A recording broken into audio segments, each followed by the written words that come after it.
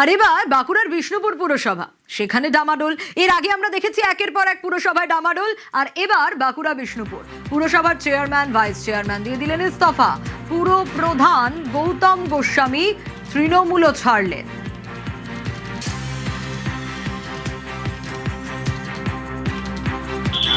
রাজ্যের সঙ্গে আমার শহরও বিষ্ণুপুর, সেখানে আমরা 1 থেকে 19টা ওয়ার্ডেই কিন্তু হেরে গেছি এবং এই সার্বিক হারের দায় মাথায় নিয়ে আমি আমার পৌরপ্রধানের পদ থেকে পদত্যাগ করলাম এবং যেহেতু আমি 17 নম্বর ওয়ার্ডের কাউন্সিলর হিসাবে নির্বাচিত হয়েছি, সেই জায়গাতে আমি কাউন্সিলরশিপ থাকছি এবং এই বোর্ড যতদিন থাকবে ততদিন মানুষের পাশে থেকে 17 নম্বরের মানুষের পাশে থেকে সাহায্য সহচর্য পাশে থাকবো। বাঁকুড়ার তৃণমূল পুরপ্রধান তিনিও ইস্তফা দিলেন, পদ ছাড়লেন বাঁকুড়া পুরসভার চেয়ারম্যান। গত 10ই জুন অলকা সেন মজুমদারের বিরুদ্ধে অনাস্থা, দলেরই 16 কাউন্সিলর এই অনাস্থা প্রস্তাব আনেন, আর এবার পুরো চেয়ারম্যানই দিয়ে দিলেন ইস্তফা।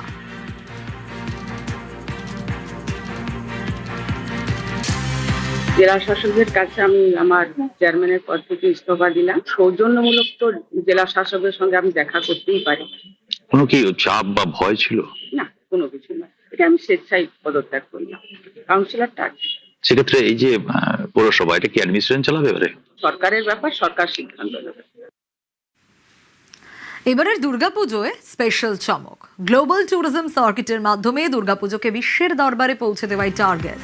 বেঙ্গল ট্যুরিজমকে সবার সামনে তুলে ধরাই উদ্দেশ্য। মুখ্যমন্ত্রী ও কেন্দ্রের সহযোগিতায় কাজ এগোবে বললেন পর্যটন মন্ত্রী শঙ্কর ঘোষ। পর্যটন মন্ত্রী শঙ্কর ঘোষ বলছেন যে এবারের দুর্গাপুজোয় স্পেশাল চমক থাকছে। কি চমক? গ্লোবাল ট্যুরিজম সার্কিটের মাধ্যমে দুর্গাপুজোকে বিশ্বের দরবারে পৌঁছে দেওয়া হবে, এটাই টার্গেট। এই টার্গেটই নেওয়া হচ্ছে। বেঙ্গল ট্যুরিজমকে সবার সামনে তুলে ধরাটাই মূল উদ্দেশ্য। মুখ্যমন্ত্রী ও কেন্দ্রের সহযোগিতায় এ কাজ এগিয়ে যাবে, এমনটাই বললেন পর্যটন মন্ত্রী শঙ্কর ঘোষ।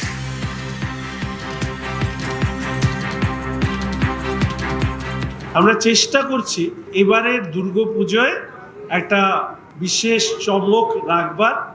গ্লোবাল ট্যুরিজম সার্কিটে দুর্গাপুজোকে কিভাবে আমরা বিশ্বের প্রতিটি প্রান্তে পৌঁছে দিয়ে বেঙ্গল ট্যুরিজমকে কিভাবে বুস্ট আপ করা যায়, বেঙ্গলকে কিভাবে শোকেস করা যায়। কারণ প্রধানমন্ত্রী ভারতবর্ষের যে হিডেন স্ট্রেংথ হিসাবে তিনি ট্যুরিজমকে এক্সপ্লোর করার কথা বলেছেন। আমাদের সরকার মাননীয় মুখ্যমন্ত্রী শ্রী শুভেন্দু অধিকারী মহাশয়ের নেতৃত্বে পর্যটনকে বিশ্বের মানচিত্রে পৌঁছে দেওয়ার জন্য আমরা কাজ করব। তার জন্য আধিকারিকদেরকে অনুরোধ করেছি নির্দিষ্ট একটি প্ল্যান প্রপোজাল তৈরি করা।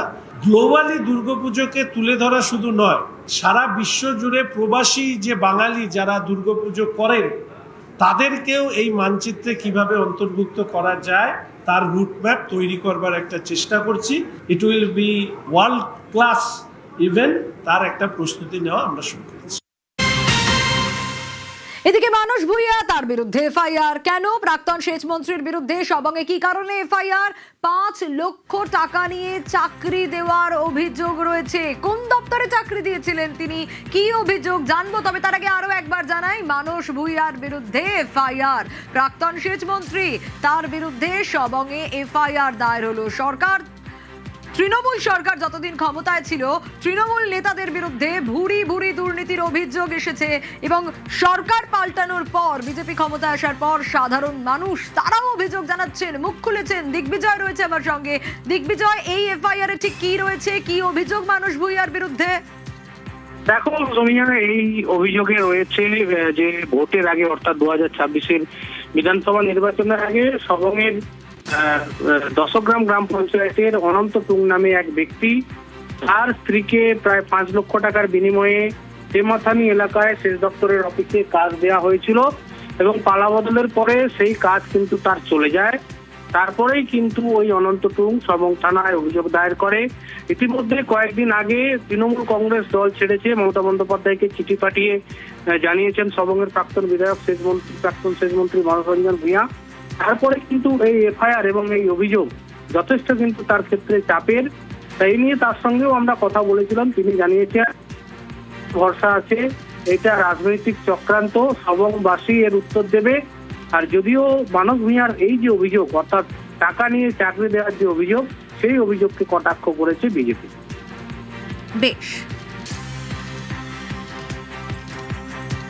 মানসবাবু তো সবঙ্গের চাকরি দিবে করে বহু মানুষের টাকা নিয়েছে। মানসবাবু বহু লোকের কাছে এইভাবে টাকা তুলে আজকে তাকে যারা তার কথা কোনো শুনছে না তাকে ফাঁসি দেওয়ার জন্য বিভিন্নভাবে চেষ্টা করছে।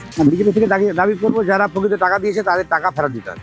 মানসবাবু তো তৃণমূল ছাড়ছে, তৃণমূল ছাড়ে এখন কোন লাল ধরবে এখন ছোটাছুটি করছে, এখন কোন জায়গায় যাবে এখন স্থির করতে পারেনি। সবঙ্গের মাটিতে মানসবাবু যা করেছে আমার মনে হয় কোনো জায়গায় তার স্থান নেই। মানস ভূঁইয়া কি বলছেন দেখি। আমার এসব জিনিস জানা নেই। 56 বছরের রাজনৈতিক জীবন মানুষের সেবা করেছি, দিয়েছি, নিইনি কারো কাছে কিছু। ভালোবাসা চেয়েছি, ভালোবাসা পেয়েছি, একটা সুপরিও খাইনি কারো কাছে। আজকে পরিবর্তিত প্রেক্ষাপটে কেউ আঙুল তুলেছে, হতেই পারে, কিন্তু বিচার ব্যবস্থার উপর আমার আস্থা আছে, সবংয়ের মানুষের উপর আস্থা আছে।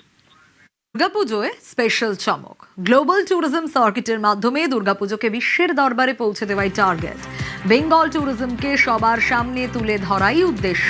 মুখ্যমন্ত্রী ও কেন্দ্রের সহযোগিতায় কাজ এগোবে বললেন পর্যটন মন্ত্রী শঙ্কর ঘোষ। পর্যটন মন্ত্রী শঙ্কর ঘোষ বলছেন যে এবারের দুর্গাপুজোয় স্পেশাল চমক থাকছে। কি চমক? গ্লোবাল ট্যুরিজম সার্কিটের মাধ্যমে দুর্গাপুজোকে বিশ্বের দরবারে পৌঁছে দেওয়া হবে, এটাই টার্গেট। এই টার্গেটে নেওয়া হচ্ছে বেঙ্গল ট্যুরিজমকে সবার সামনে তুলে ধরাটাই মূল উদ্দেশ্য। মুখ্যমন্ত্রী ও কেন্দ্রের সহযোগিতায় এ কাজ এগিয়ে যাবে, এমনটাই বললেন পর্যটন মন্ত্রী শঙ্কর ঘোষ।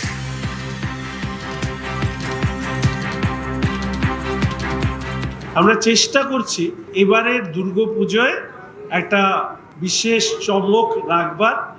গ্লোবাল ট্যুরিজম সার্কিটে দুর্গাপুজোকে কিভাবে আমরা বিশ্বের প্রতিটি প্রান্তে পৌঁছে দিয়ে বেঙ্গল ট্যুরিজমকে কিভাবে বুস্ট আপ করা যায়, বেঙ্গলকে কিভাবে শোকেস করা যায়। কারণ প্রধানমন্ত্রী ভারতবর্ষের যে হিডেন স্ট্রেংথ হিসাবে তিনি ট্যুরিজমকে এক্সপ্লোর করার কথা বলেছেন। আমাদের সরকার মাননীয় মুখ্যমন্ত্রী শ্রী শুভেন্দু অধিকারী মহাশয়ের নেতৃত্বে পর্যটনকে বিশ্বের মানচিত্রে পৌঁছে দেওয়ার জন্য আমরা কাজ করব। তার জন্য আধিকারিকদেরকে অনুরোধ করেছি নির্দিষ্ট একটি প্ল্যান প্রপোজাল তৈরি করা। গ্লোবালি দুর্গাপুজোকে তুলে ধরা শুধু নয়, সারা বিশ্ব জুড়ে প্রবাসী যে বাঙালি যারা দুর্গাপুজো করেন তাদেরকেও এই মানচিত্রে কিভাবে অন্তর্ভুক্ত করা যায় তার রুটম্যাপ তৈরি করবার একটা চেষ্টা করছি। It will be world class event, তার একটা প্রস্তুতি নেওয়া আমরা শুরু করেছি।